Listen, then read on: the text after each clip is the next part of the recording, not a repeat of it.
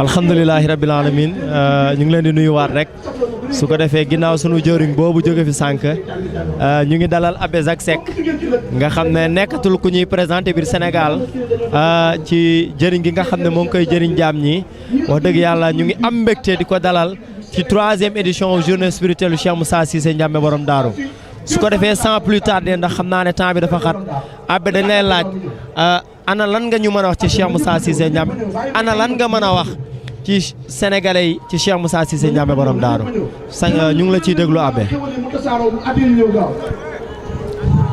li may ñaan yàlla mooy xale Sénégal yëpp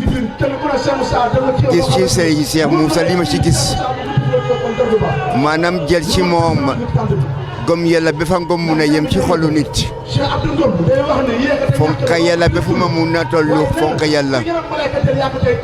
dunda ba nit ñi xam ne kii fooyul yàlla kii yëg na yàlla kii xam na yàlla kii jaamu na yàlla kii jël na yëpp jébal ko yàlla